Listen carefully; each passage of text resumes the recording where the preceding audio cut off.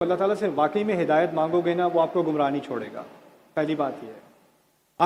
آپ کے سامنے کتنی بھی کنفیوژنز ہوں، آپ اگر سنسیئرلی اخلاص سے، دل کے اخلاص سے اللہ تعالیٰ سے ہدایت مانگو گے، وہ اپنے بندے کو ہدایت کے بغیر نہیں چھوڑتا.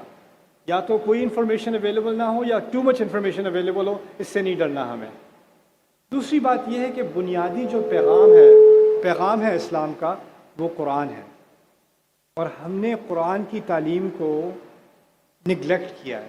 آپ کی اکثریت نہیں جانتی کہ سورہ آل عمران میں کیا ہو رہا ہے یا سورۃ الذاریات میں کیا بات ہو رہی ہے.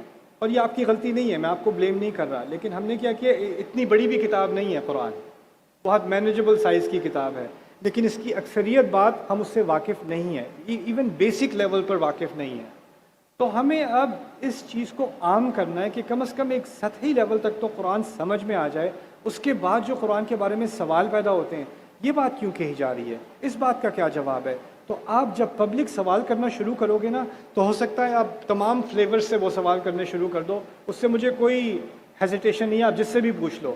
لیکن اللہ تعالیٰ نے آپ کو عقل بھی دی ہے نا، جتنا آپ پڑھتے جاؤ گے اتنا آپ کو جب جواب ملے گا نا، تو آپ کو خود ہی پتہ چل جائے گا اس جواب کی کوئی سینس نہیں بنتی، اس جواب کی کوئی دلیل نہیں بنتی، یہ تو الٹی سیدھی بات کہہ دی گئی ہے.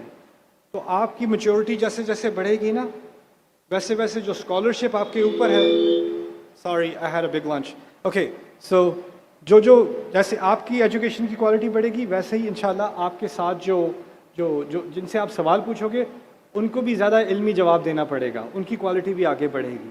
کیونکہ آپ کچھ نہیں جانتے تو پھر زیادہ الٹی سیدھی باتیں بھی آپ سے کہیں جائیں، آپ کو فرق ہی نہیں پڑتا، آپ کو پتہ ہی نہیں کون صحیح ہے کون غلط ہے.